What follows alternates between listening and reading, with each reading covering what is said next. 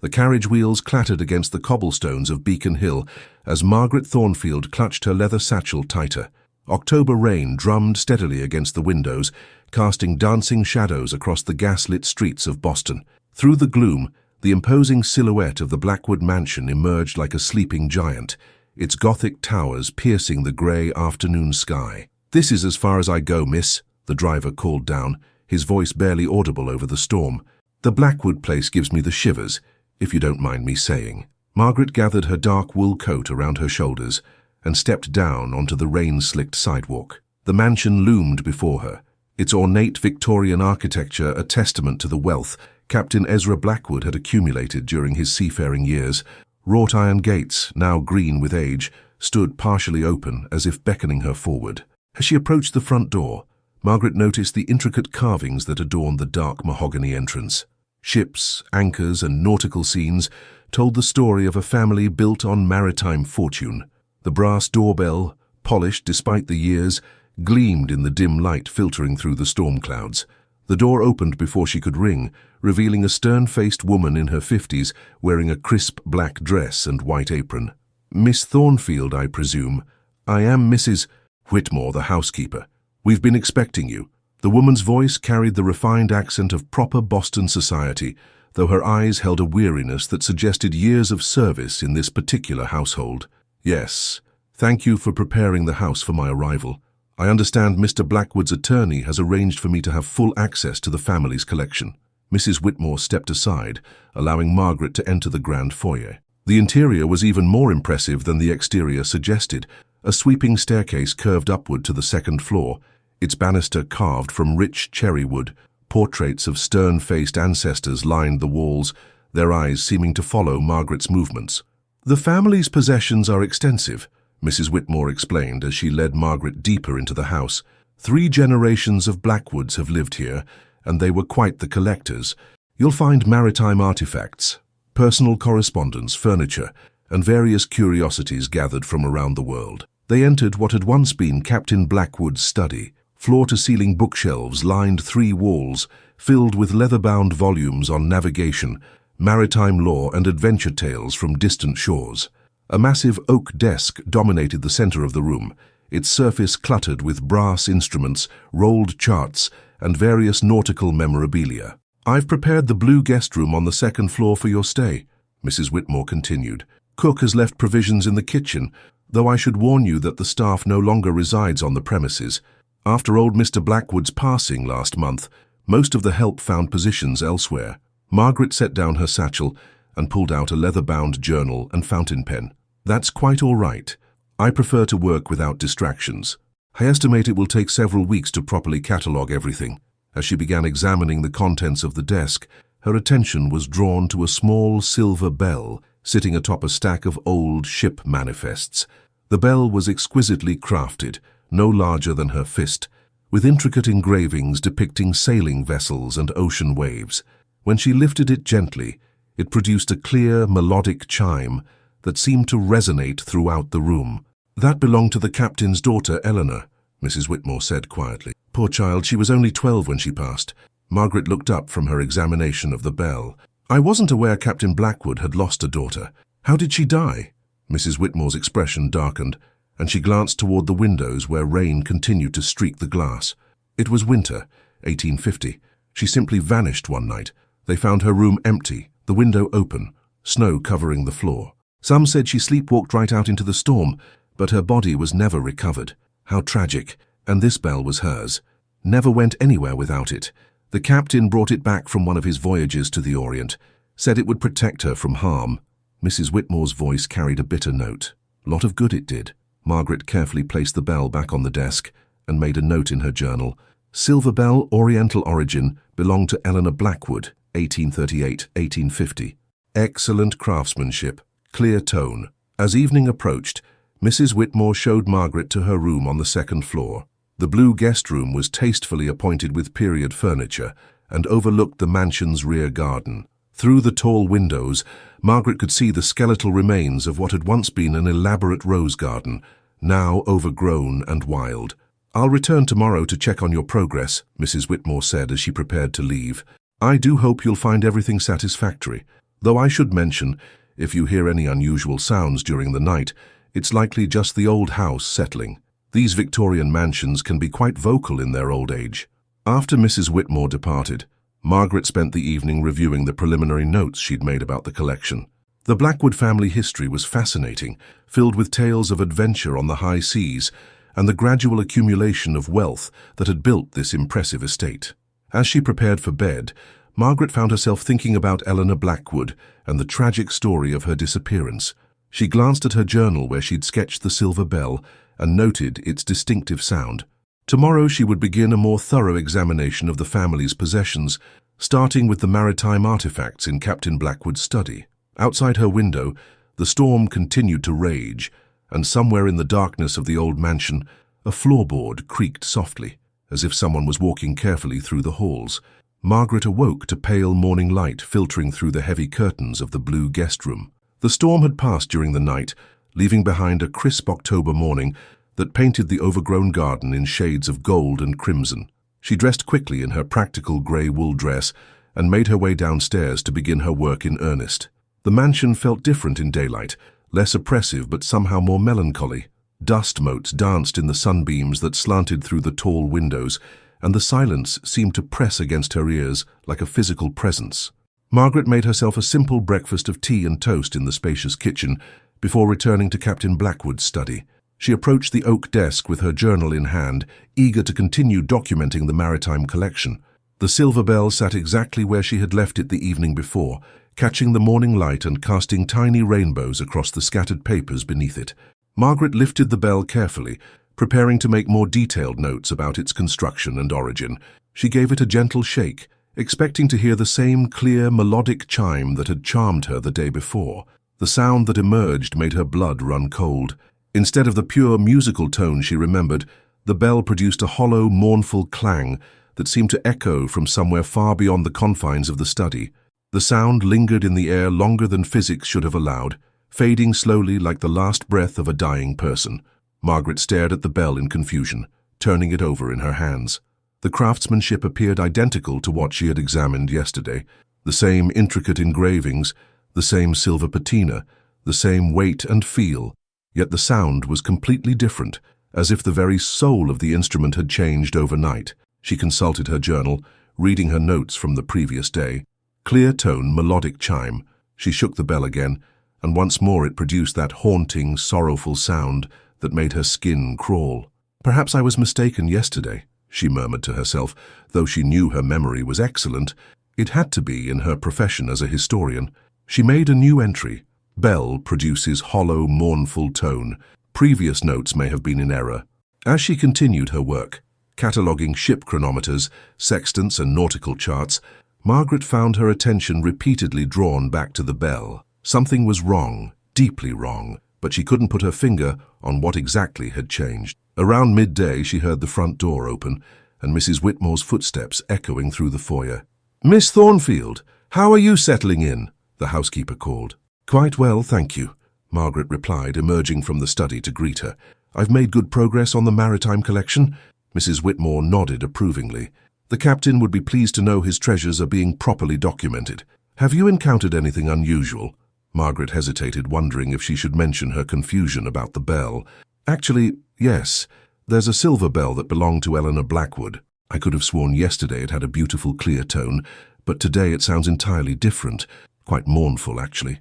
The colour drained from Mrs. Whitmore's face. She gripped the doorframe as if to steady herself, her knuckles turning white. "What did you say about the bell?" "I said it sounds different than I remember, almost sad." Mrs. Whitmore's breathing became shallow, and she stared at Margaret with wide, frightened eyes. "Miss Thornfield, I must ask you to be very careful around that bell. There are stories about it." "What kind of stories?" The housekeeper glanced around nervously, as if afraid someone might overhear. "The servants who worked here over the years, they claimed the bell would change its sound when something terrible was about to happen. The night Eleanor disappeared, the cook heard it ringing in the study, but she said it didn't sound like Eleanor's bell at all. It sounded like a funeral toll." Margaret felt a chill run down her spine. "Surely you don't believe in such superstitions." "I've worked in this house for 23 years, Miss Thornfield. I've seen things that would make your hair turn white. That bell is not natural. After Eleanor vanished, old Captain Blackwood locked it away, said he never wanted to hear it again. It only came out after his grandson inherited the house, and even then it was kept in that study where few people ventured. Mrs. Whitmore moved closer, lowering her voice to barely above a whisper. "The night old Mr. Blackwood passed away last month, I was here late tending to his needs. Around 3 in the morning I heard a bell ringing from downstairs. When I went to investigate, I found the study door standing wide open, though I was certain it had been closed. The silver bell was sitting on the desk, and when I picked it up, it sounded like death itself." Margaret tried to maintain her composure, but the housekeeper's words sent ice through her veins. "Mrs. Whitmore, I appreciate your concern, but I'm a scholar. I deal in facts and documentation, not ghost stories. Mark my words, Miss Thornfield, that bell knows things.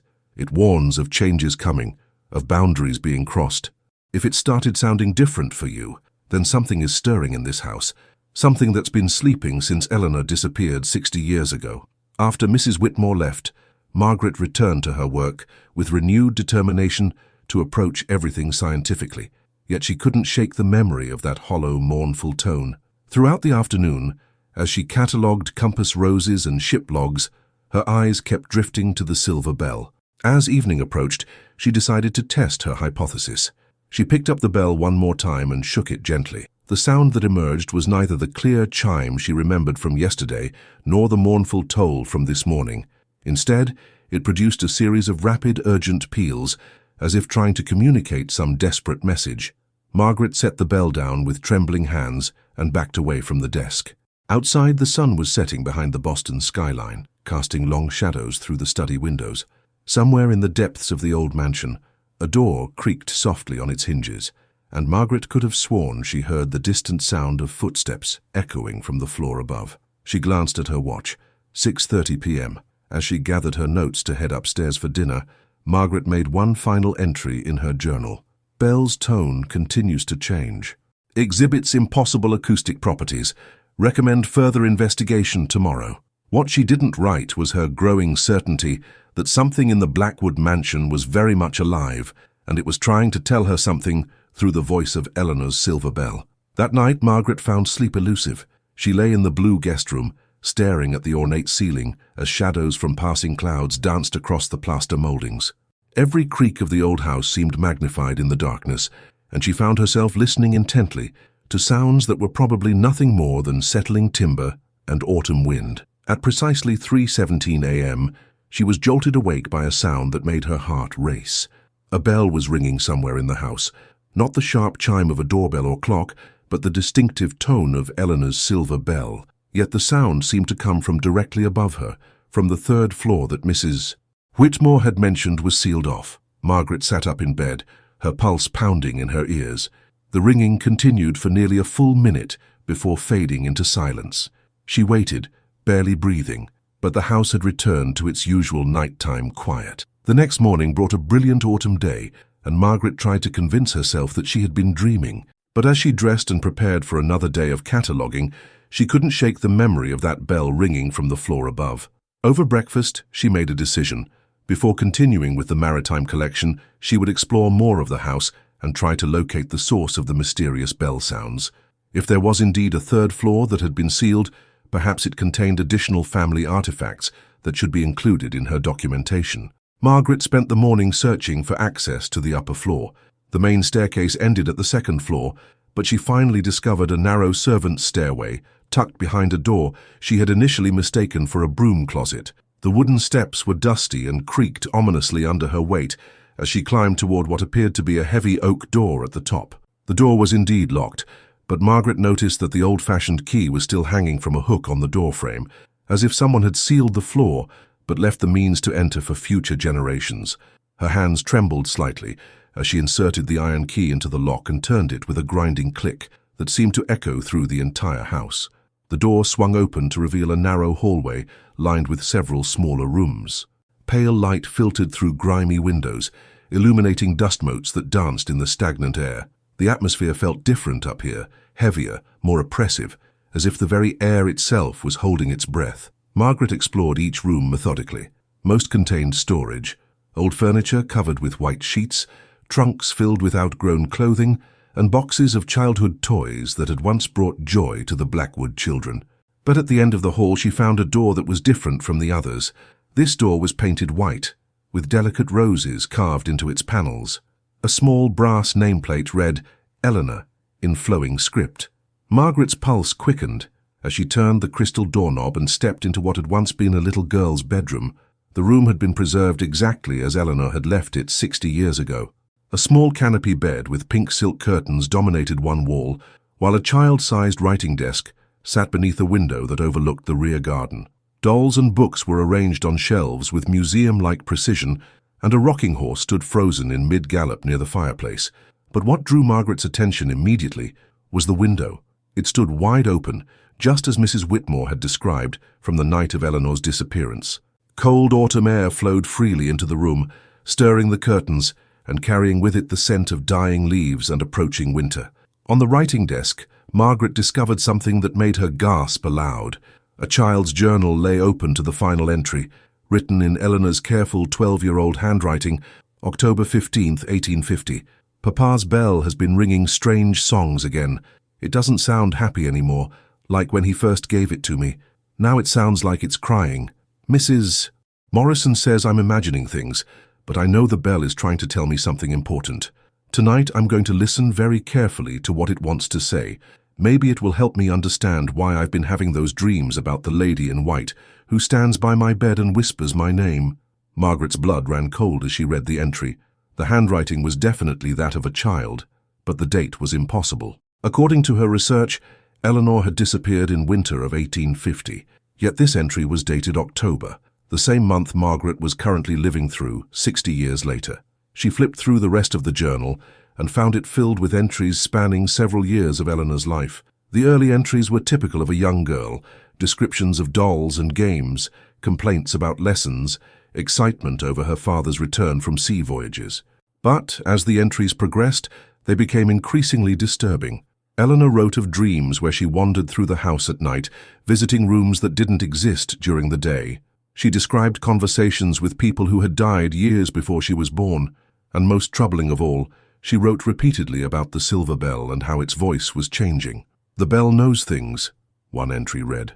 "It knows about the places between sleeping and waking, about the paths that connect yesterday to tomorrow.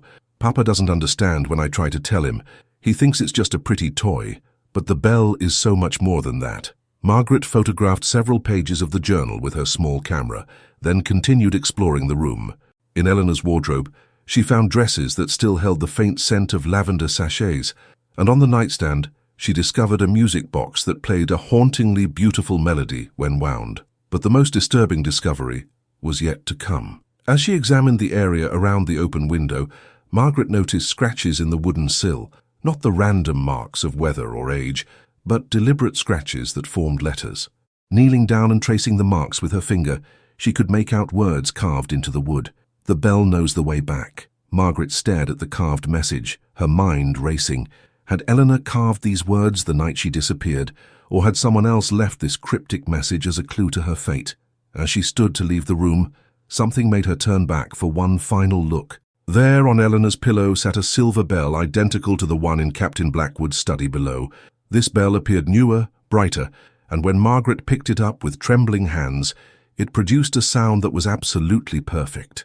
The clear, melodic chime she remembered from her first day in the house. But if Eleanor's bell was here in her room, then what was the bell she had been examining downstairs? And why did its sound keep changing, while this one remained constant and pure? Margaret carefully placed the bell back on the pillow and hurried from the room, locking the door behind her. As she descended the servants' stairway, she could have sworn she heard the distant sound of a child's laughter echoing from somewhere in the walls of the old mansion. Margaret burst into Captain Blackwood's study, with Eleanor's journal clutched against her chest, her mind reeling from the discovery upstairs. She approached the oak desk, where the silver bell sat in its usual position, but now she saw it with entirely different eyes. If Eleanor's true bell was upstairs in her bedroom, producing that perfect melodic chime, then what exactly was this object that had been changing its voice from day to day? Margaret set Eleanor's journal on the desk and picked up the mysterious bell, examining it more closely than she had before. Under the bright afternoon sunlight streaming through the tall windows, She could see subtle differences that had escaped her notice previously. The engravings, while similar to those on Eleanor's bell, were slightly cruder in execution. The silver had a different patina, more tarnished in some areas, brighter in others, as if it had been handled by many different people over the years. Most unsettling of all, the bell felt wrong in her hands. Not quite the right weight, not quite the right temperature. She shook it gently, and the sound that emerged was unlike any she had heard before. This time it produced a series of urgent, almost frantic chimes, as if it were trying to communicate something of vital importance. The sound seemed to bounce off the walls and linger in the air, creating an echo that defied the acoustics of the room. Margaret opened Eleanor's journal to a page she had photographed and began reading more carefully. One particular entry, dated just days before the girl's disappearance, caught her attention. "I found Papa's old sea chest in the storage room today, while Mrs. Morrison was busy with the washing. Inside were so many treasures from his voyages, but the strangest thing was another bell that looked exactly like mine. When I held them both, I could hear them singing to each other, like they were having a conversation in a language I couldn't understand. Papa found me there and became very angry. He took the second bell away and said, 'I must never speak of it to anyone.' He said some things are better left buried in the past." Margaret's hands trembled as she read the passage. Captain Blackwood had owned 2 identical bells, and he had deliberately hidden one of them from his daughter. But why? And how had the second bell ended up on his desk after Eleanor's disappearance? She spent the rest of the afternoon searching through the remaining contents of the study, looking for any documentation that might explain the origin of the duplicate bells. In a locked drawer of the captain's desk, she discovered his personal logbooks from his various sea voyages. The entries were written in Captain Blackwood's careful hand, documenting weather conditions, cargo manifests, and port visits.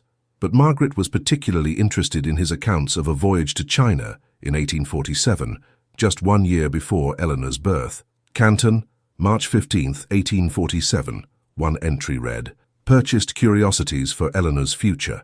Local merchant warns that the paired temple bells carry ancient curse, says they call to each other across great distances, and those who possess both will find themselves caught between 2 worlds." Dismissed as superstition, but merchant seemed genuinely frightened.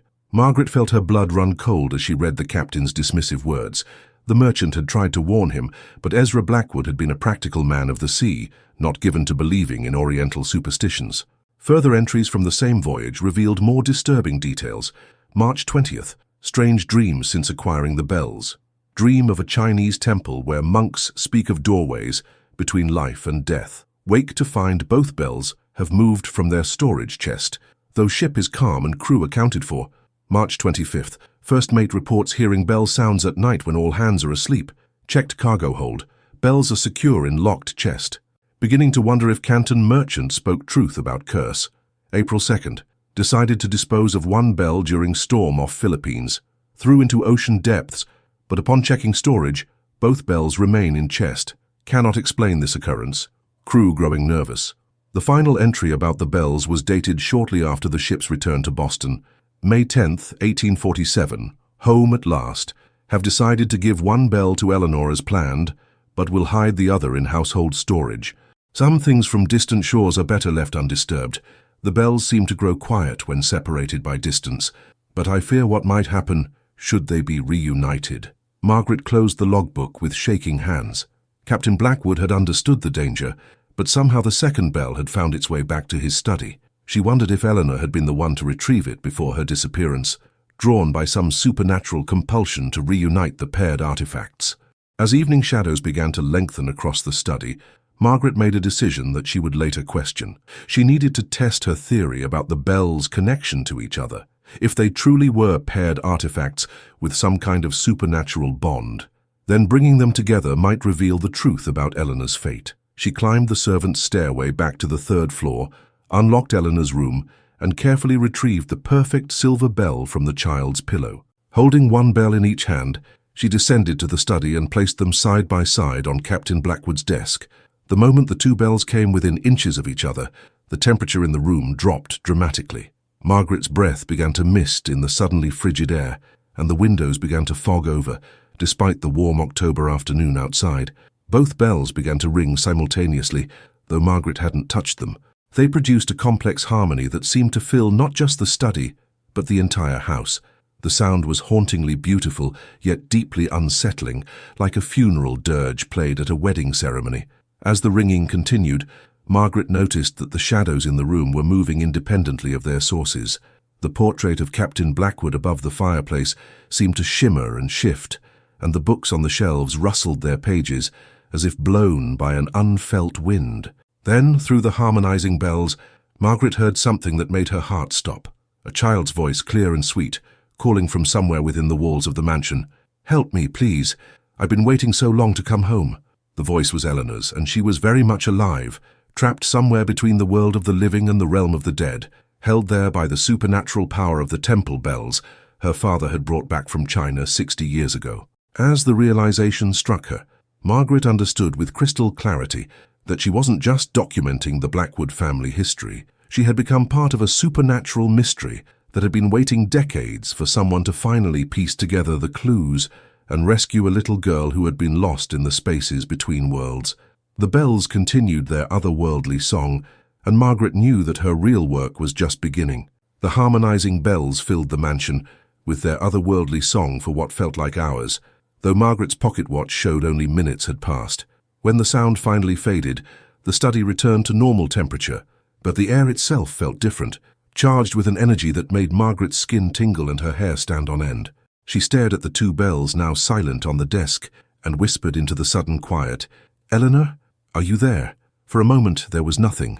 Then, faintly, as if carried on a breeze that existed only in her imagination, came the reply, "I'm here. I've always been here, waiting for someone to listen." Margaret's rational mind screamed that she was experiencing some kind of nervous breakdown, that the stress and isolation had finally gotten to her, but her heart knew better. The voice was real, and it belonged to a 12-year-old girl who had been trapped in this house for 60 years. "Eleanor, where are you? How can I help you?" "I'm in the in-between place," came the reply, stronger now, as if Eleanor was drawing closer to whatever barrier separated them.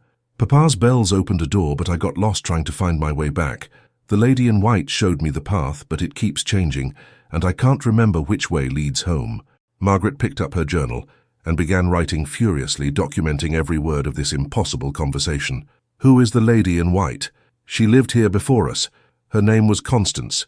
She died in this house long ago, but she couldn't leave because someone she loved was still calling her back. She's been teaching me about the spaces between sleeping and waking, but she's very sad. She says the bells trap people who love too much to let go."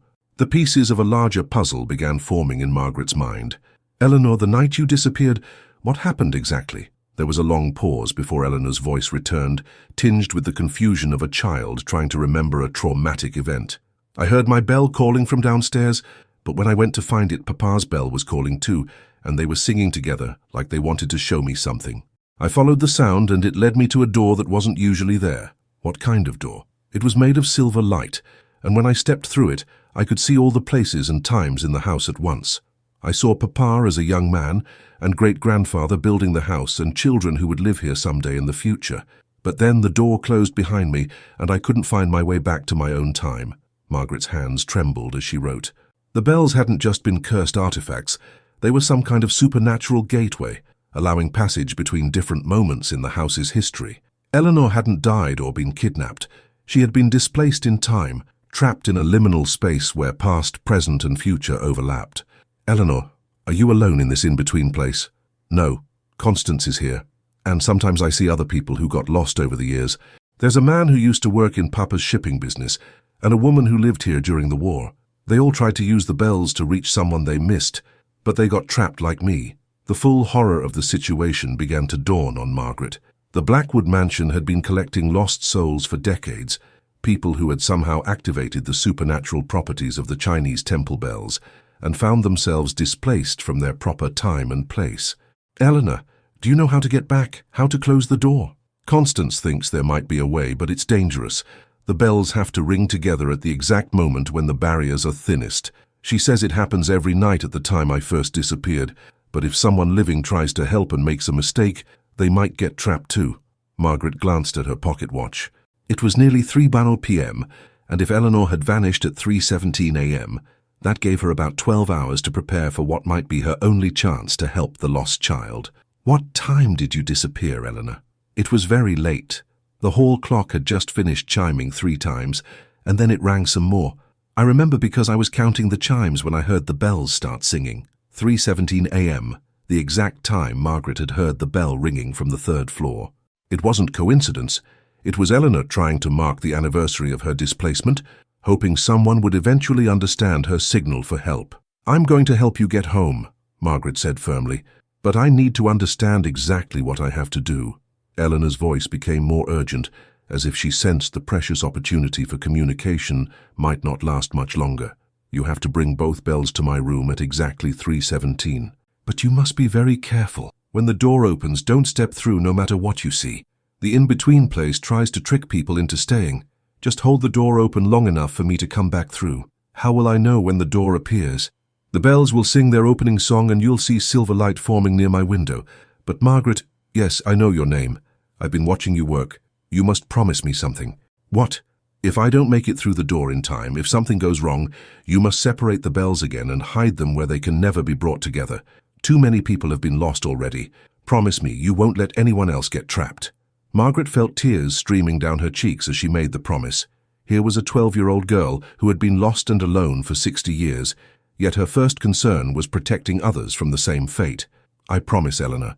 I'll be there tonight at 3:17. "Thank you," came the fading reply. "I've been waiting so long to go home." As Eleanor's voice disappeared, Margaret was left alone in the study with the 2 silent bells and the enormous weight of responsibility. She had approximately 12 hours to prepare for an attempt at supernatural rescue that might cost her own life if she made even the smallest mistake. Outside the tall windows, the October sun was beginning its descent toward the horizon, and Margaret knew that the longest night of her life was about to begin. Margaret spent the remainder of the afternoon in frantic preparation, knowing that she might have only one chance to rescue Eleanor from her 60-year imprisonment. She carefully separated the 2 bells, wrapping each in soft cloth and placing them in her leather satchel to prevent any accidental contact that might trigger their supernatural properties prematurely. As evening approached, she realized she needed to understand more about what she was facing. Margaret returned to Captain Blackwood's logbooks, searching for any additional information about the temple bells and their origins. In a section she had previously overlooked, she found a loose piece of paper tucked between the pages, a translation of what appeared to be Chinese characters, written in the captain's careful hand. "Temple of Eternal Reunions," the translation read. "Sacred bells blessed by monks to reunite separated souls across the barrier of death. Warning, bells must never be used by the living, as they may become lost between worlds seeking their beloved dead." Margaret's blood chilled as she realized that every person trapped in the in-between place had likely been trying to reach someone they had lost. Eleanor, in her childish innocence, had probably been attempting to communicate with her deceased mother, whom Margaret now remembered had died in childbirth when Eleanor was very young. She continued reading the captain's notes. "Merchant explains that bells open doorway only during hour of thin veils, when barriers between worlds are weakest. In China, this occurs during 4th watch of night, approximately 3 hours after midnight. Doorway remains open for only minutes. If living person holds gateway open, trapped souls may return, but great danger to rescuer." The pieces were falling into place. Eleanor had accidentally opened the supernatural gateway during the traditional Chinese hour of thin veils, and she had been trapped for 60 years because no one understood how to retrieve her. But Margaret now knew the exact time and method required for the rescue attempt. As darkness settled over Beacon Hill, Margaret forced herself to eat a simple dinner, knowing she would need all her strength for what lay ahead. She tried to rest, but sleep was impossible. Every creak and whisper of the old house made her wonder if other trapped souls were trying to communicate, or if Eleanor was attempting to provide additional guidance. At 11:30 p.m., Margaret made her final preparations. She dressed warmly, knowing from her previous experiences that the supernatural events were accompanied by dramatic temperature drops. She gathered her satchel containing the 2 bells, a lantern for light, and her journal to document whatever happened. Before leaving the blue guest room, Margaret wrote a detailed letter explaining everything she had discovered about the Blackwood mansion and the cursed temple bells. If something went wrong tonight, if she became trapped in the in-between place herself, at least future investigators would understand what had happened and could make their own informed decisions about whether to attempt another rescue. She climbed the servants' stairway to the 3rd floor, unlocked Eleanor's room and settled in to wait. The child's bedroom felt different at night, more alive somehow, as if Eleanor's presence was stronger in the darkness. Margaret placed her lantern on the writing desk and arranged the 2 wrapped bells on Eleanor's bed, ready to unwrap them at precisely the right moment. The waiting was agonizing. Margaret checked her pocket watch obsessively as the minutes crawled by.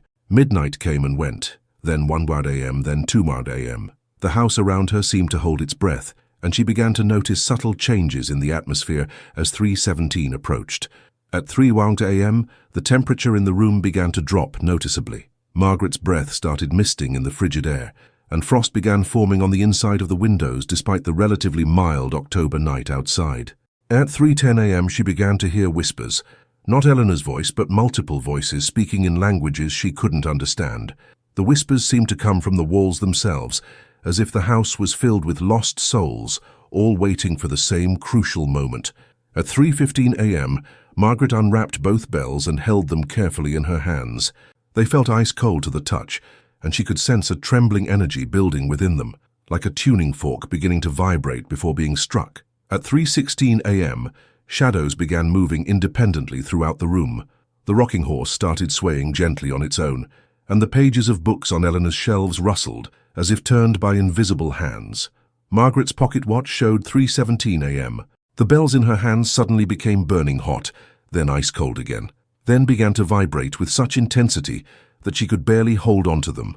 Without any prompting from her, they began to ring in perfect harmony, producing that hauntingly beautiful sound that seemed to resonate not just through the air but through the very fabric of reality itself. Near Eleanor's open window, silver light began to coalesce, forming what looked like a doorway made of liquid moonlight. Through the shimmering portal, Margaret could see glimpses of other times and places, the room as it had appeared in different decades, with different occupants, all overlapping in a dizzying kaleidoscope of temporal displacement. "Eleanor!" Margaret called over the harmonizing bells. "The door is open! Come home!" Through the silver light, she could see movement, figures approaching the doorway from the other side. Margaret's heart raced as she recognized the small form of a 12-year-old girl in a white nightgown, her long dark hair flowing behind her as she ran toward the portal. But Eleanor wasn't alone. Behind her came other figures, the lady in white that Eleanor had mentioned, and several other souls who had been trapped over the decades. They were all trying to reach the doorway at the same time, and Margaret realized with growing horror that if too many tried to cross through simultaneously, the portal might collapse and trap them all permanently. "Eleanor, hurry!" Margaret shouted, fighting to maintain her grip on the burning bells. "Shall you have to come through first?" The little girl reached the threshold of the silver doorway and paused, looking back at her fellow prisoners with the compassion that had defined her character in life. Margaret could see Eleanor making a terrible choice: save herself, or try to help the others who had been lost even longer than she had. Time was running out, and Margaret knew that in seconds the portal would begin to close, sealing Eleanor's fate forever. "Eleanor, you must come through now," Margaret screamed, her voice barely audible over the supernatural symphony of the temple bells. The silver portal was beginning to waver, its edges growing unstable as the brief window between worlds started to close. Through the shimmering doorway, Margaret watched in agonizing suspense as Eleanor turned back to the other trapped souls. The lady in white, Constance, placed a translucent hand on the child's shoulder and shook her head gently as if telling Eleanor to save herself. "Go, little one." Margaret could barely hear Constance's voice through the dimensional barrier. "You have been here the shortest time. Your connection to the living world is strongest. We will wait for another chance." But Eleanor, with the stubborn nobility that had defined the Blackwood family for generations, refused to abandon her fellow prisoners.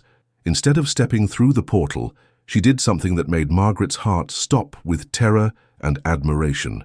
Eleanor began to sing. Her clear, sweet voice rose above the harmonizing bells, and Margaret realized the child was performing some kind of ritual she had learned during her 60 years in the in-between place. As Eleanor sang in a language that sounded like a mixture of Chinese and something far older, the silver portal began to expand rather than contract. The song was obviously taking an enormous toll on the 12-year-old girl. Margaret could see Eleanor growing more translucent with each note, as if she was using her own spiritual essence to power the expansion of the doorway. The other trapped souls began moving toward the portal, but Margaret understood with growing horror that Eleanor was sacrificing her own chance at escape to save the others. "No!" Margaret shouted. "Eleanor, stop! Save yourself first!" But the brave child continued her song, and one by one the other trapped souls began stepping through the silver doorway into Eleanor's bedroom. First came Constance, the lady in white, her ethereal form solidifying as she crossed the threshold. Then a middle-aged man in old-fashioned business attire, followed by a young woman in clothing from the 1880s. As each soul crossed over, they paused to look at Eleanor with expressions of infinite gratitude before dissolving into sparkles of light that dispersed through the room like scattered stars. Margaret realized they weren't returning to life, they were finally being freed to move on to whatever came after death. But Eleanor was fading rapidly, her spiritual energy nearly exhausted by the effort of maintaining the expanded portal. The little girl's voice grew weaker with each verse of her otherworldly song, and Margaret could see that she might not have enough strength left to save herself. In desperation, Margaret made a decision that would haunt her for the rest of her life. Still clutching the burning temple bells, she stepped closer to the silver portal, close enough to feel the bizarre sensation of temporal displacement washing over her like waves of vertigo. "Eleanor," she called, "take my hand. I'll pull you through." Margaret extended her free hand toward the doorway, knowing that physical contact with someone in the in-between place might trap her there permanently. But she couldn't stand by and watch a 12-year-old girl sacrifice herself for others after 60 years of imprisonment. Eleanor saw Margaret's outstretched hand, and her eyes filled with tears of joy and gratitude. The child reached toward Margaret, her small fingers stretching desperately for the connection that would save her life. Their hands touched. The moment their flesh made contact, Margaret felt an indescribable sensation of being pulled in multiple directions at once. She could suddenly see all the timelines of the Blackwood mansion overlapping, past, present, and future, spreading out before her like a vast tapestry. She saw Captain Blackwood as a young man, bringing the cursed bells home from China. She saw Eleanor as a baby laughing in her crib. She saw the house in decades to come with different families, different tragedies, different moments of joy and sorrow. But most importantly, she felt Eleanor's terror and loneliness from 60 years of displacement, and she found the strength to do what needed to be done. Margaret pulled. With every ounce of physical and spiritual strength she possessed, Margaret dragged Eleanor through the silver portal and into the solid reality of the child's bedroom. Both of them tumbled to the floor in a tangle of limbs and lantern light, Eleanor's solid, living form pressed against Margaret's trembling body. The temple bells fell from Margaret's hands and rolled across the wooden floor, their supernatural song finally fading to silence. The silver portal collapsed in on itself with a sound like distant thunder, and the temperature in the room returned to normal with startling suddenness. For a long moment, Margaret and Eleanor lay on the bedroom floor, both too exhausted and overwhelmed to move. Then Eleanor pushed herself up on her small arms and looked around the room with wonder. "I'm really home," the little girl whispered, tears streaming down her cheeks. "I'm really, truly home." Margaret struggled to sit up, her entire body aching from the supernatural ordeal.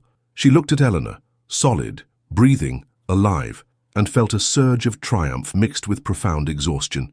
"Yes, sweetheart," Margaret said, pulling the child into a protective embrace. "You're home. You're safe. It's over." But even as she spoke the words, Margaret knew that their trials were far from finished. Eleanor had been missing for 60 years. The world had changed dramatically since 1850, and somehow Margaret would have to help a 12-year-old girl from the Victorian era adjust to life in 1910. More immediately, she would have to figure out how to explain Eleanor's miraculous return to Mrs. Whitmore to the authorities, and to a world that would never believe the truth about what had happened in the Blackwood mansion. As dawn began to break over Boston, painting Eleanor's bedroom in shades of gold and pink, Margaret held the rescued child and tried to prepare herself for the challenges that lay ahead. The supernatural crisis was over, but in many ways the real work was just beginning. Eleanor fell asleep in Margaret's arms as the first rays of autumn sunlight streamed through her bedroom window. The exhausted child looked so peaceful, so normal, that Margaret almost convinced herself the entire supernatural ordeal had been an elaborate dream. But the two temple bells lying silent on the floor served as undeniable proof that the impossible had actually occurred. Margaret gently placed Eleanor in her own small bed and covered her with the pink silk coverlet that had been waiting 60 years for its owner's return. The little girl stirred slightly, murmuring something about being glad to be in her own bed again, then settled into what appeared to be the first truly restful sleep she had experienced in decades. As Eleanor slept, Margaret faced the daunting task of deciding what to do next. She gathered the temple bells and wrapped them carefully in cloth, then sat at Eleanor's writing desk to think through their situation. The child was clearly alive and healthy, but she was also a person who had officially died 60 years ago. There would be no birth records, no legal identity, no way to prove her existence to the authorities without revealing the supernatural truth that no one would believe. Around 9:02 a.m., Margaret heard the familiar sound of Mrs. Whitmore's footsteps echoing through the mansion's main floor. The housekeeper always arrived early to check on Margaret's progress, and today would be no different. Margaret knew she had only minutes to decide how much of the truth to reveal. She made her choice. Margaret locked Eleanor's bedroom door from the inside and climbed down the servants' stairway to intercept Mrs. Whitmore before the housekeeper could discover anything unusual. She found the older woman in the kitchen, preparing her usual morning tea service. "Good morning, Miss Thornfield," Mrs. Whitmore said, then paused as she noticed Margaret's disheveled appearance. "My goodness, you look as though you haven't slept all night. Are you feeling quite well?" "Mrs. Whitmore, I need to speak with you about something extraordinary that has happened. I'm afraid you're going to find it very difficult to believe." The housekeeper set down her teacup and studied Margaret's face with growing concern. "What is it, dear? You look positively shaken." Margaret took a deep breath and chose her words carefully. "Last night, while I was working with some artifacts from the collection, I made a discovery about Eleanor Blackwood's disappearance. I found evidence that she didn't die in 1850. She's been lost all these years, and last night I found her." Mrs. Whitmore's face went through a series of expressions: confusion, disbelief, and finally a kind of wary hope. "Miss Thornfield, what exactly are you saying?" "I'm saying that Eleanor Blackwood is alive, and she's upstairs in her bedroom right now, sleeping. I know it sounds impossible, but I need you to trust me. Will you come with me to see her?" The housekeeper stared at Margaret for a long moment, then nodded slowly. 23 years in this house have taught me that impossible things have a way of becoming possible within these walls. Show me." They climbed the servants' stairway together, Mrs. Whitmore's breathing growing more labored with each step. When they reached Eleanor's bedroom door, Margaret unlocked it quietly and gestured for the housekeeper to look inside. Mrs. Whitmore peered into the room and gasped so loudly that Margaret was afraid she might wake Eleanor. There, curled up in the small canopy bed, was a 12-year-old girl with long dark hair and delicate features that were unmistakably those of the Blackwood family. "Sweet, merciful heaven," Mrs. Whitmore whispered, gripping the doorframe for support. "It's really her, it's really Eleanor. She's been through a terrible ordeal," Margaret explained quietly. "She's going to need time to adjust, and we're going to need to be very careful about how we handle this situation. The world has changed dramatically since 1850. Mrs. Whitmore nodded, tears streaming down her cheeks. "I've seen her portrait 1,000 times, heard the stories of her disappearance from the older servants, but this is beyond anything I could have imagined." As if sensing their presence, Eleanor stirred in her bed and opened her eyes. She looked around the room with momentary confusion before her gaze settled on the two women standing in her doorway. "Margaret," Eleanor said softly, "it wasn't a dream, was it? I'm really home." "Yes, sweetheart," Margaret replied, moving to sit on the edge of the bed. "You're really home.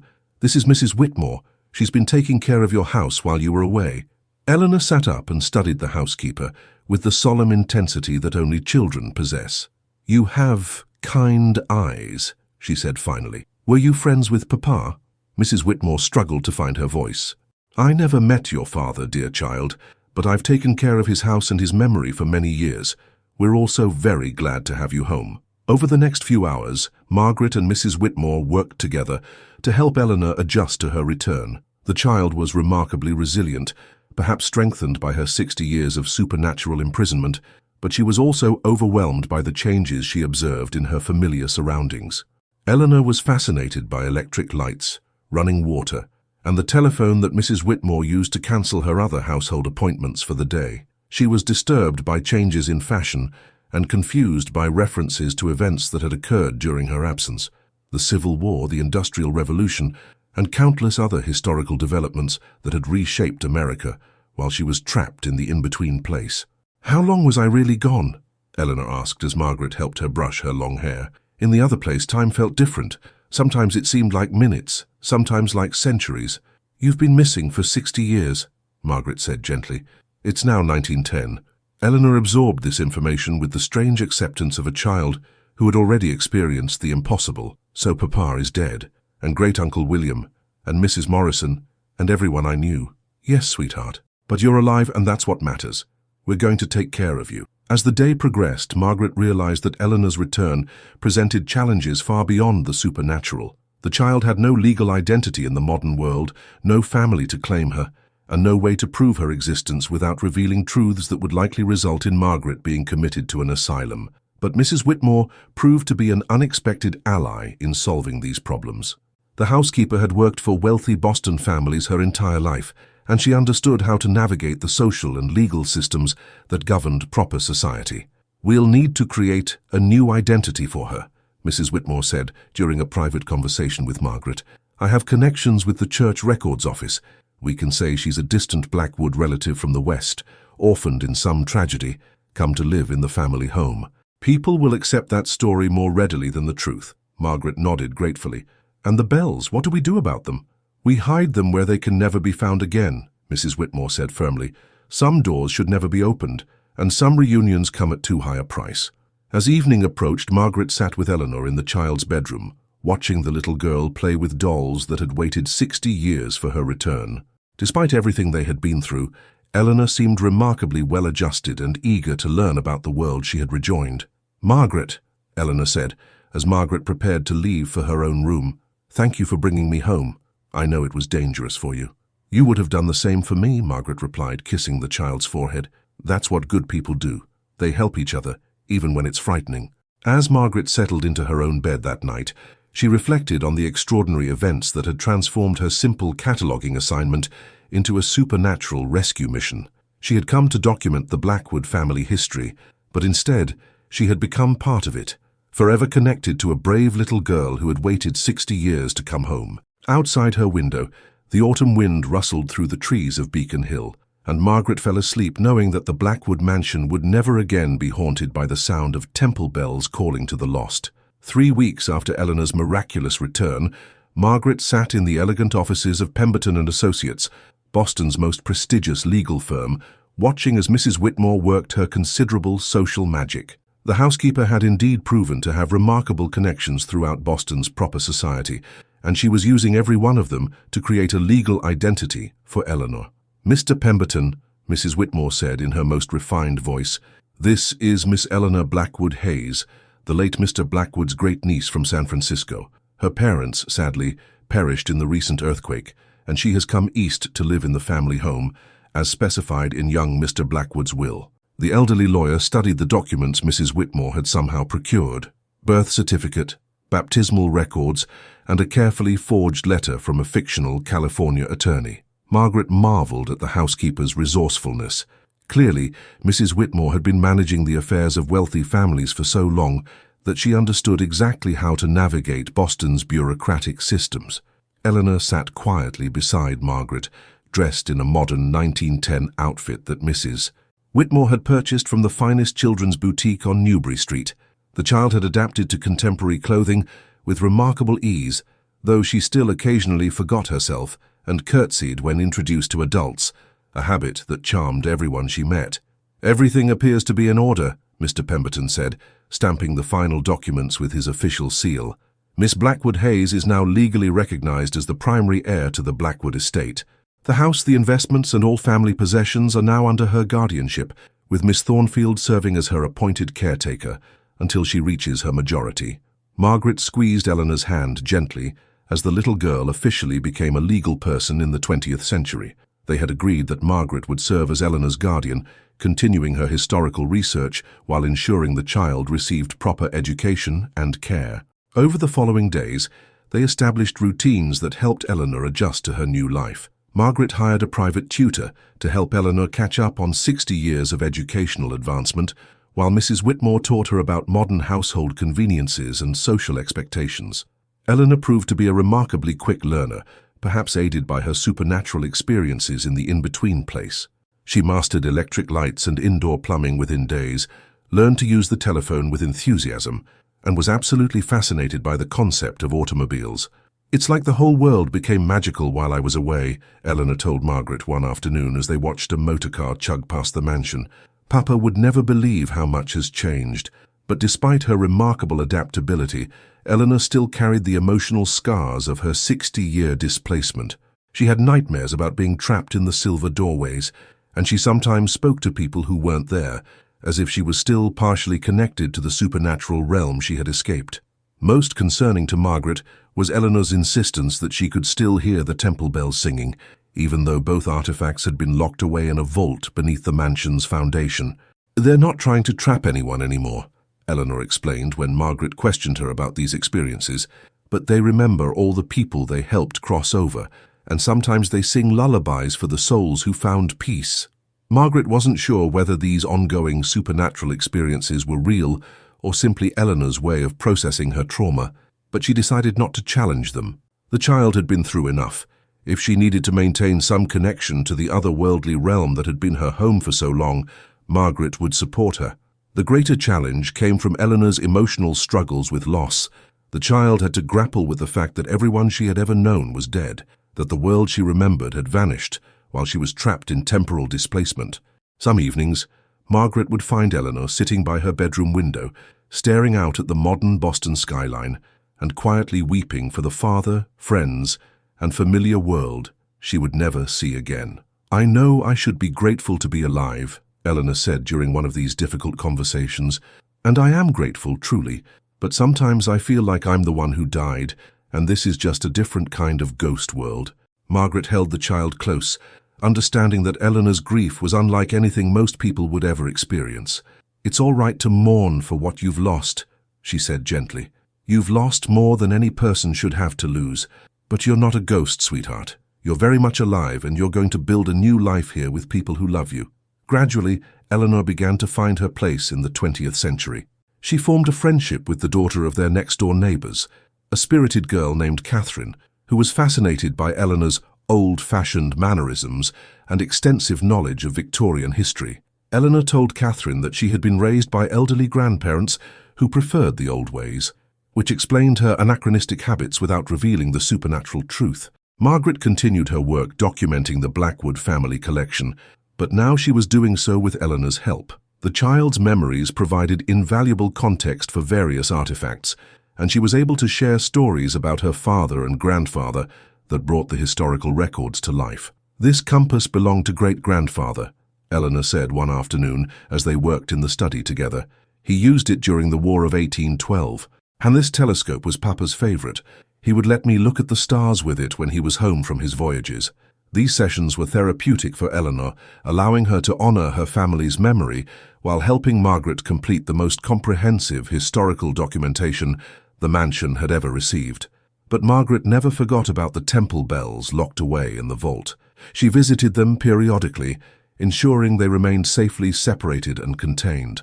Each time she examined them, they appeared to be nothing more than ordinary silver artifacts, their supernatural properties apparently dormant without someone to activate them. Still, Margaret kept detailed records of everything that had happened, sealed in a safety deposit box at the First National Bank of Boston. If anyone in the future encountered similar supernatural phenomena, they would at least have a guide to understand what they were dealing with. One evening, as autumn began to give way to winter, Eleanor approached Margaret with a request that surprised her. "I want to learn everything I can about the modern world," the child said with determination. "I want to go to school with other children, learn about science and mathematics and all the wonderful things that have been discovered while I was away. I don't want to spend my life looking backward anymore." Margaret smiled, recognizing the strength and resilience that had enabled Eleanor to survive 60 years of supernatural imprisonment. "I think that's a wonderful idea. We'll enroll you in the finest school in Boston. And Margaret," Eleanor added, her young face serious, "I want to help other people the way you helped me. When I'm older, I want to study history and science so I can understand mysteries that other people can't solve. Maybe someday I can rescue someone else who gets lost the way I did." As Margaret tucked Eleanor into bed that night, she reflected on how much their lives had changed since that first day when she had noticed the strange sound of the silver bell. She had come to the Blackwood mansion as a historian, seeking to document the past, but instead she had found herself responsible for helping a displaced child build a future. Outside the mansion windows, the first snow of winter began to fall, covering Beacon Hill in a blanket of pristine white. The Blackwood estate was finally at peace, its supernatural secrets buried safely away, its lost daughter restored to the world of the living where she belonged. 6 months had passed since Eleanor's rescue, and life in the Blackwood mansion had settled into a comfortable routine. Eleanor was thriving at Miss Pemberton's Academy for Young Ladies, where her unusual maturity and extensive knowledge of history made her a favorite among both teachers and students. Margaret had completed her cataloguing work and was preparing to publish a comprehensive history of the Blackwood family, carefully omitting any reference to supernatural events. It was on a crisp April morning in 1911 that their peaceful new life was disrupted by an unexpected visitor. Margaret was working in the study when Mrs. Whitmore announced that a gentleman from Harvard University wished to speak with her about her research. Professor Edmund Hartwell proved to be a distinguished man in his 50s, with graying hair and intelligent eyes behind wire-rimmed spectacles. He carried himself with the authority of someone accustomed to academic respect, and he had brought with him a leather portfolio that he clutched with obvious importance. "Miss Thornfield," Professor Hartwell said as they settled in the study, "I understand you've been researching the Blackwood family history. I'm here because I believe our work may be related." Margaret felt a chill of apprehension. "What sort of work are you involved in, Professor?" "I study what might be called unusual historical phenomena, unexplained disappearances, supernatural occurrences, cases where the official records don't quite match the reality of what happened." He opened his portfolio and withdrew several documents. "I've been researching the disappearance of Eleanor Blackwood for nearly 20 years. Margaret's heart began racing, but she kept her expression neutral. "That's a very old case, Professor. I'm not sure what new information could possibly come to light after all this time." Professor Hartwell smiled knowingly. "Miss Thornfield, I've interviewed dozens of people who worked in this house over the years. I've studied the police reports, the family correspondence, and most importantly, I've examined similar cases from around the world. I know that Eleanor Blackwood didn't simply vanish into a snowstorm." He spread out several photographs and documents on the desk. Margaret recognized some of them as images of Chinese temple artifacts, similar to the bells hidden in the mansion's vault. "These artifacts," Professor Hartwell continued, "appear in documented cases of supernatural disappearances, spanning several centuries, always in pairs, always associated with missing persons who are never found, and always connected to families who brought them back from the Orient." Margaret studied the photographs with growing unease. The resemblance to Eleanor's bells was unmistakable, but she wasn't about to admit to any knowledge of such artifacts. "Professor, I'm a historian, not a paranormal investigator. I deal in documented facts, not supernatural theories." "As do I, Miss Thornfield, which is why I'm particularly interested in the fact that the Blackwood family has recently acquired a new member." Professor Hartwell pulled out a newspaper clipping from the Boston Herald. "Miss Eleanor Blackwood Hayes, supposedly from San Francisco, recently orphaned and come to live in the family home. Remarkably, she bears an extraordinary resemblance to the missing Eleanor Blackwood." Margaret's blood ran cold as she realized how much Professor Hartwell had discovered. The man was clearly more than just an academic researcher. He was someone who understood the supernatural forces at work in cases like Eleanor's. "I'm not sure what you're implying, Professor." "I'm implying that you've accomplished something remarkable, Miss Thornfield. You've brought back someone who was lost to supernatural forces. I want to understand how you did it, because there are other families, other missing persons, who might benefit from your knowledge." Before Margaret could respond, they heard footsteps on the main staircase. Eleanor was returning home from school, her cheerful voice echoing through the foyer as she greeted Mrs. Whitmore. Professor Hartwell's eyes lit up with scholarly excitement. "Would it be possible for me to meet the young lady? I have some questions about her family history that might help with my research." Margaret knew she had to make a quick decision. Professor Hartwell clearly suspected the truth, and trying to deceive him further might only make the situation worse. But she also had to protect Eleanor from becoming the subject of academic study or public scrutiny. "Professor," she said carefully, "if I were to admit that your theories about the Blackwood case have some merit, what exactly would you want to do with that information? Document it, study it, and use it to help other families who are dealing with similar supernatural phenomena. Miss Thornfield, I've spent my career researching cases where people simply vanish without explanation. If you found a way to reverse such disappearances, that knowledge could be invaluable." Eleanor appeared in the study doorway, still wearing her school uniform and carrying her books. She paused when she saw the stranger, her expression becoming cautious in the way that children who have experienced trauma often react to unfamiliar adults. "Margaret," Mrs. Whitmore said, "we have a visitor." Professor Hartwell stood and bowed politely. "Miss Blackwood Hayes, I presume." "I'm Professor Hartwell from Harvard. I've been studying your family's history, and I was hoping to ask you a few questions about your experiences." Eleanor looked at Margaret questioningly, and Margaret realized that the child deserved to know what was happening. Eleanor had survived 60 years of supernatural imprisonment. She was strong enough to handle the truth about their current situation. "Professor Hartwell believes he knows about your real identity," Margaret said gently. "He's been researching cases like yours for many years." Eleanor studied the professor with the wisdom of someone far older than her apparent 12 years. "What kind of cases, sir?" "Cases involving people who disappear under supernatural circumstances and are trapped in other places for extended periods of time." Professor Hartwell spoke carefully, watching Eleanor's reaction. "I believe you may have experienced something similar." Eleanor was quiet for a long moment, then moved to Margaret's side. "If you know about such things, Professor, then you know how dangerous they can be. Why would you want to study them?" "Because knowledge is the only defense against such forces, young lady. The more we understand about supernatural phenomena, the better equipped we are to help people who encounter them." Eleanor looked at Margaret, then back at Professor Hartwell.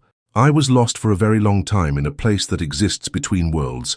Margaret saved me by bringing together 2 bells that my great-grandfather brought back from China. But those bells are dangerous, and they should never be used again." Professor Hartwell leaned forward with intense interest. "You remember your experience? You're aware of how much time passed?" "I remember everything," Eleanor said simply. "I remember being 12 years old in 1850, and I remember being 12 years old when Margaret rescued me in 1910. I remember all the years in between, trapped in a place where time doesn't work the way it should." Margaret watched Professor Hartwell's face as he absorbed Eleanor's calm, matter-of-fact description of the impossible. She could see him wrestling with the implications of what he was hearing. "Eleanor," he said finally, "would you be willing to share your experiences with me? Not for public attention or academic fame, but to help me understand how to assist other families dealing with similar supernatural crises." Eleanor considered this request seriously. "Only if you promise that the bells will never be disturbed again, and only if any knowledge you gain is used to help people, not to satisfy curiosity." Professor Hartwell nodded solemnly. "You have my word, young lady. Some knowledge is too dangerous to pursue for its own sake." As the afternoon progressed, Margaret found herself drawn into a conversation that would change the direction of her life. Professor Hartwell wasn't just an academic researcher. He was part of a small, secretive network of scholars who studied supernatural phenomena and quietly helped families dealing with otherworldly crises. "There are more cases like Eleanor's than you might think," the professor explained. "Disappearances that defy explanation, families haunted by forces they don't understand, artifacts with dangerous properties that have been passed down through generations. We work behind the scenes to provide assistance when conventional authorities are helpless." Margaret realized that she had found her true calling. Her experience with Eleanor had given her unique insights into supernatural rescue operations, and Professor Hartwell was offering her the chance to use that knowledge to help others. "What would this work involve?" she asked. "Research, investigation, and when necessary, intervention. Cases like Eleanor's are rare, but they do occur. Families need someone who understands what they're dealing with and knows how to respond."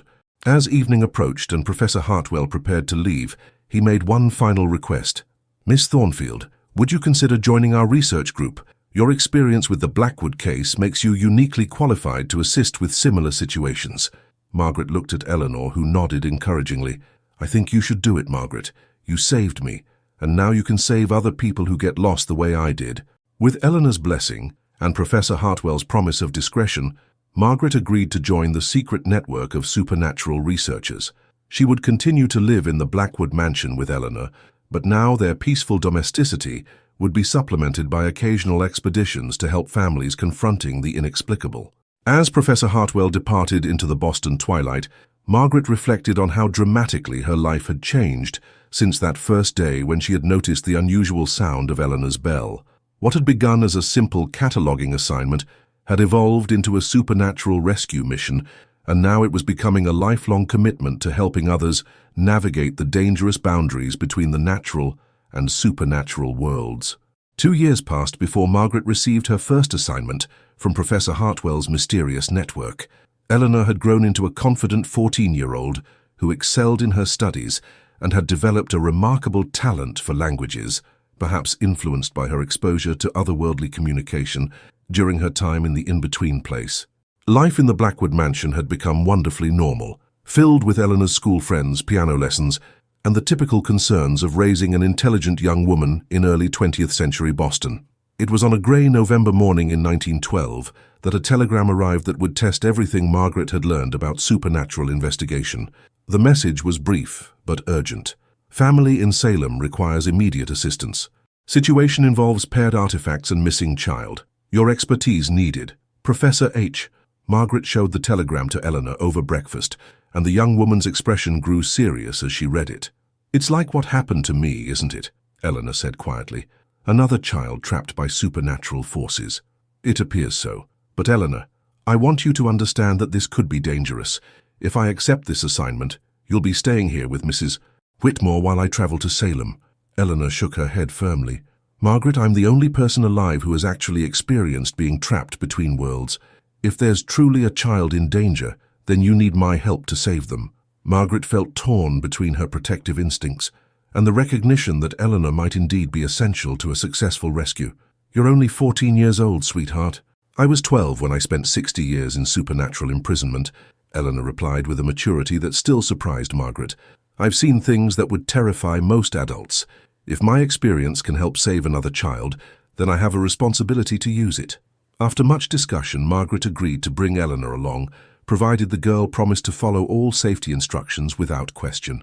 They packed their traveling bags with research materials, protective charms that Professor Hartwell had provided, and a detailed letter explaining Eleanor's unique qualifications to assist with supernatural investigations.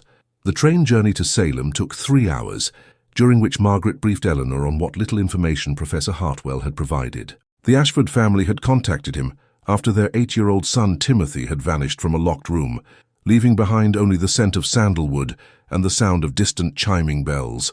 The local police had found no signs of forced entry or struggle, and the family was desperate for answers that conventional investigation couldn't provide. Salem's connection to supernatural phenomena made it a natural location for such occurrences, and Professor Hartwell's network had been quietly assisting families there for decades. The Ashford case bore enough similarities to Eleanor's disappearance that Margaret's expertise had been specifically requested. They were met at the Salem train station by Dr. Catherine Murdoch, a stern-faced woman in her 40s who served as Professor Hartwell's local representative. Dr. Murdoch had been studying supernatural phenomena in the Salem area for 15 years, and she greeted Margaret and Eleanor with the efficiency of someone accustomed to crisis situations. "The Ashford family is beside themselves," Dr. Murdoch explained as their carriage wound through Salem's historic streets. "Timothy disappeared 3 nights ago, and they've been hearing strange sounds from his room ever since. The local authorities are baffled, and the family is beginning to fear the worst." The Ashford home proved to be a modest but well-maintained colonial house on Chestnut Street, not far from the sites associated with Salem's infamous witch trials. Mrs. Ashford, a worried-looking woman in her 30s, met them at the door with desperate hope in her eyes. "Dr. Murdoch said you might be able to help us," Mrs. Ashford said, leading them into a comfortable parlor where her husband waited. "We've tried everything else, and Timothy is still missing." Mr. Ashford, a local merchant with kind eyes and work-worn hands, stood as they entered. "Please, tell us you can find our boy. The police think he ran away, but Timothy would never leave home without telling us. And the sounds from his room, they're not natural." Margaret introduced herself and Eleanor carefully, explaining that they had experience with cases involving supernatural disappearances. She didn't mention Eleanor's true identity, instead describing her as a young woman with particular sensitivity to otherworldly phenomena. "Would it be possible for us to examine Timothy's room?" Margaret asked. "And could you tell us about any unusual objects in your household, particularly anything that might have come from overseas?" Mrs. Ashford's face grew pale. Timothy's great-uncle brought back some artifacts from his travels in Asia. "There are a pair of small brass gongs that Timothy loved to play with. He said they made the most beautiful music when rung together." Eleanor and Margaret exchanged meaningful glances. The pattern was depressingly familiar. Paired artifacts from Asia, a child who had discovered their supernatural properties, and a disappearance that defied conventional explanation. Timothy's room was on the 2nd floor, a cheerful space filled with books, toys, and school projects. But the atmosphere felt wrong. heavy and charged with an energy that made Margaret's skin prickle. Eleanor paused just inside the doorway, her face growing distant as if she was listening to sounds only she could hear. "He's close," Eleanor whispered. "I can sense him, but he's not entirely here anymore. The artifacts have opened a doorway just like Papa's bells did for me." On Timothy's writing desk, Margaret found the brass gongs Mrs. Ashford had mentioned. They were smaller than Eleanor's silver bells, but clearly of similar origin and purpose. When Margaret examined them closely, she could see Chinese characters etched around their rims. "Eleanor, can you tell what these inscriptions say?" Eleanor studied the gongs with intense concentration. During her time in the in-between place, she had somehow developed the ability to read various ancient languages. They're temple gongs, dedicated to reuniting families across the barrier of death. The same purpose as Papa's bells, but these are designed for shorter-term separation. What does that mean for Timothy? It means he might not be as deeply trapped as I was. If we act quickly, we might be able to bring him back before he becomes permanently displaced. Margaret felt a surge of hope mixed with fear. If Eleanor was right, they had a chance to save Timothy without the complex ritual that had been required for her rescue. But they would still need to open the supernatural doorway, and that meant risking everyone's safety. As evening approached, Eleanor began to hear Timothy's voice calling from somewhere beyond the physical boundaries of his bedroom. The little boy was frightened and confused, trapped in a liminal space that existed parallel to his family home. "We need to attempt the rescue tonight," Eleanor told Margaret as they prepared their strategy. "The barriers are thinnest after midnight, and Timothy's connection to this world is still strong enough that we might be able to pull him back without requiring the complex ritual you used for me." Margaret gathered the Ashford family in Timothy's room and explained what they were going to attempt. Mr. and Mrs. Ashford listened with expressions of desperate hope as Margaret described the supernatural forces at work and the dangers involved in the rescue attempt. "There's no guarantee this will work," Margaret warned them, "and there are risks to everyone present. But if we don't try tonight, Timothy may become permanently lost to the in-between place." "We'll try anything," Mrs. Ashford said firmly. "Timothy is our whole world." As midnight approached, Eleanor positioned herself near Timothy's desk and carefully lifted the two brass gongs. Margaret stood ready with protective charms and emergency procedures, while Dr. Murdoch monitored the situation with scientific instruments designed to detect supernatural phenomena. The Ashford parents held each other tightly as Eleanor began to ring the gongs in a specific pattern she had learned during her own supernatural imprisonment. The sound that emerged was hauntingly beautiful, and within moments the temperature in the room began to drop dramatically. Near Timothy's bedroom window, silver light began to coalesce into the familiar doorway Margaret remembered from Eleanor's rescue. Through the shimmering portal, they could see glimpses of the in-between place, a strange landscape where different times and places overlapped in impossible ways. And there, running toward the doorway with tears streaming down his face, was 8-year-old Timothy Ashford, calling for his mother and father as he raced toward the light that would bring him home. Timothy Ashford burst through the silver portal and into his mother's arms with such force that both of them tumbled to the bedroom floor. Mrs. Ashford sobbed with relief as she held her son, while Mr. Ashford knelt beside them, his own tears flowing freely as he embraced his returned child. "Mama! Papa!" Timothy cried, his voice hoarse from calling across supernatural dimensions. "I couldn't find my way home. The lady tried to help me, but everything kept changing." Eleanor gently set down the brass gongs as the silver doorway collapsed behind Timothy, sealing the passage between worlds. The temperature in the room returned to normal, and the oppressive atmosphere that had hung over the house for 3 days finally lifted. "You're safe now, sweetheart," Mrs. Ashford whispered to her son. "You're home, and we're never going to let you go again." Margaret felt a profound sense of satisfaction as she watched the family reunion. This time, the rescue had been accomplished without the complex ritual and near disaster that had marked Eleanor's return. Timothy had been trapped for only 3 days rather than 60 years, and Eleanor's experience had enabled them to retrieve him before he became permanently displaced. Armand, Murdoch carefully packed away the brass gongs in a lead-lined case that would prevent their supernatural properties from being accidentally activated again. "These will be stored in the university's secure vault," she explained to the Ashford family. "They're far too dangerous to remain in a private home." Over the following hours, Margaret and Eleanor helped Timothy adjust to his return, drawing on their experience with Eleanor's own recovery. The little boy was remarkably resilient, though he spoke often of the nice lady, who had tried to help him find his way home from the in-between place. She said her name was Eleanor, Timothy told them. She was just a little older than me, and she knew all about being lost in the strange place. She told me that someone was coming to help, and that I should listen for the sound of the gongs calling me home. Eleanor's eyes filled with tears as she realized that her own spiritual essence had somehow remained partially connected to the supernatural realm, allowing her to guide Timothy when he became trapped. Her traumatic experience had been transformed into a source of strength that enabled her to help another lost child. As dawn broke over Salem, Margaret and Eleanor prepared to return to Boston. The Ashford family thanked them repeatedly, and Dr. Murdoch expressed her admiration for Eleanor's unique abilities in supernatural rescue operations.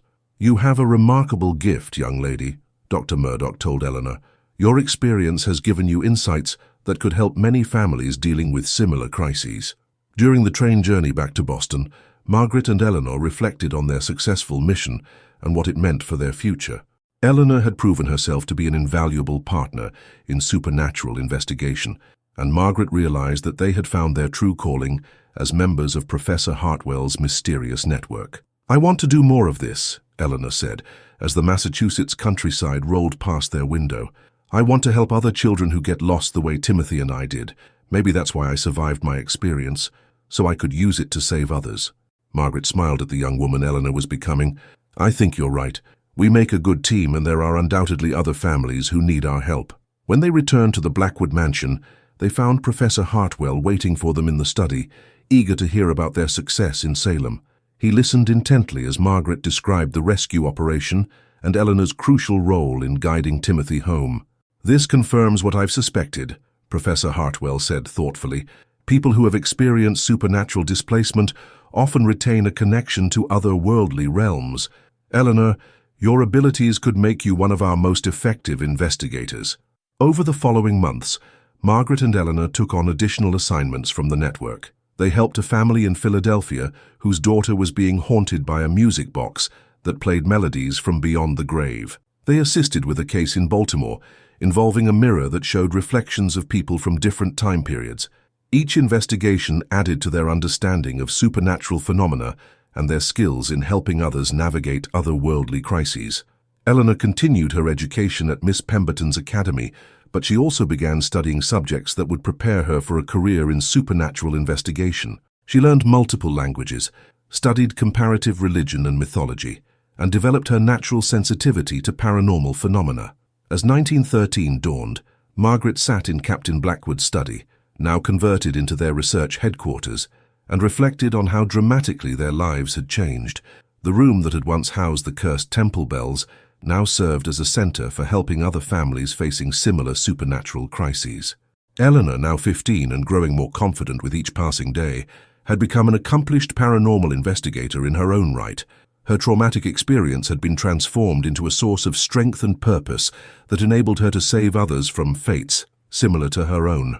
"Margaret," Eleanor said as she entered the study with their latest correspondence from Professor Hartwell's network, "we have 3 new cases this month.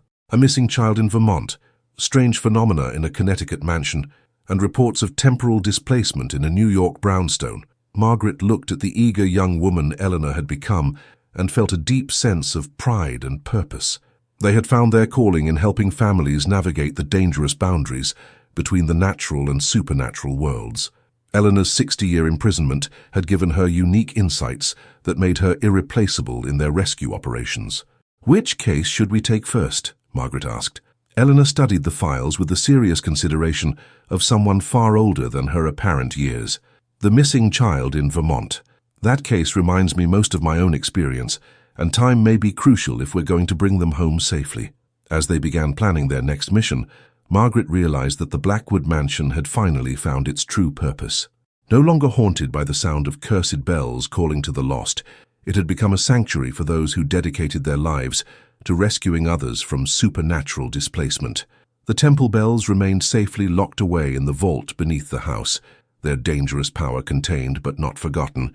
Margaret knew they would never be used again, but their presence served as a reminder of the forces they were fighting against and the importance of their work. Eleanor had kept her promise to use her experience to help others, and Margaret had found her life's calling in supernatural investigation. Together, They had transformed personal tragedy into a mission of mercy that would help countless families navigate the mysteries that conventional authorities couldn't understand.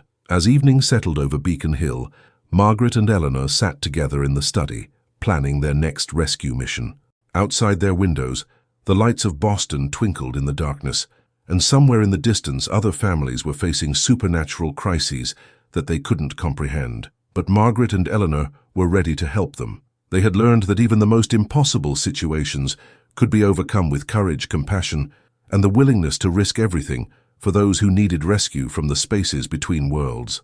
The silver bells no longer called to the lost, but Margaret and Eleanor had become the answer to those calls, ready to bring home anyone who had wandered too far into the realm of the supernatural and needed guidance back to the world of the living. Their work was just beginning, but they faced it together, two souls bound by shared experience and united in their commitment to ensuring that no child would ever again be lost to the darkness between worlds.